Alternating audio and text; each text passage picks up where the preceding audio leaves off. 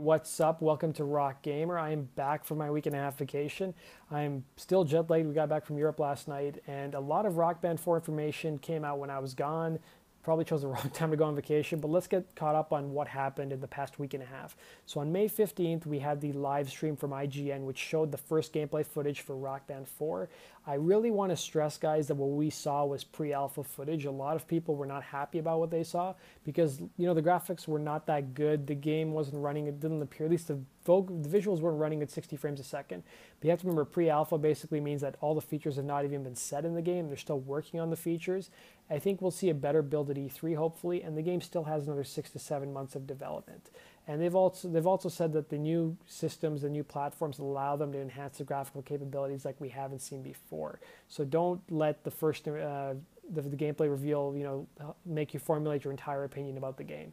So let's get started with what was shown. So the first thing that was shown, and the first thing I noticed, was that they were playing on the PlayStation 4, but they were using PlayStation 3 instruments. That was said during the live stream, which basically shows that legacy instruments work. So if you have PS3 instruments lying around, you can use them on the PS4, and the same with the 360 if you're playing on the Xbox One.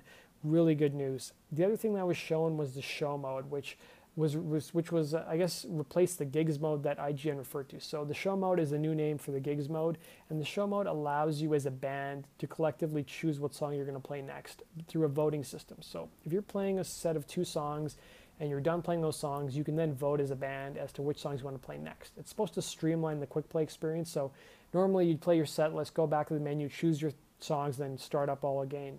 This way you can just keep playing and you just vote. You can either vote during the song that appeared from the live stream, or you can just wait till the end of the song and then vote on which songs you want to play. The one thing I was curious about, though, is how they decide tiebreakers, because you have 4 people. You can easily tie with 2 versus 2. I'm guessing that the singer's vote probably carries a little bit more weight.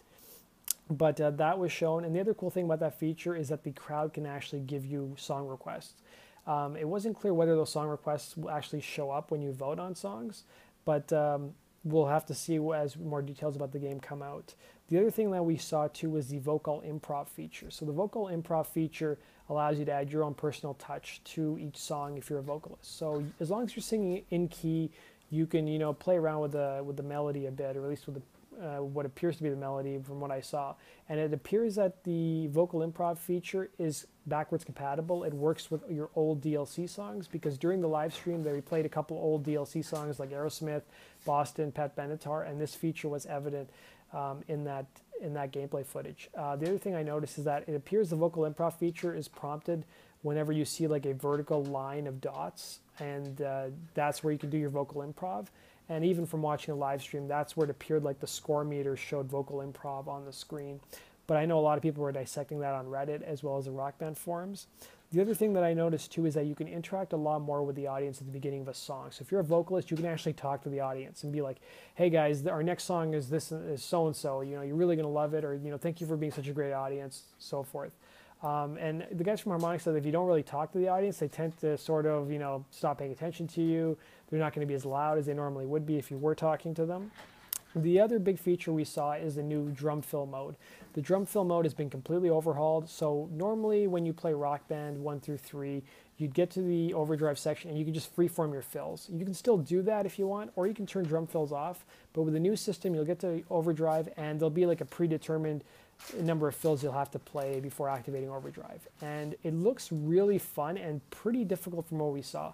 So it also appears that this feature is backwards compatible, just like the vocal improv feature, because on the old songs they played on the live stream, you could see the drum fills thrown in the overdrive section.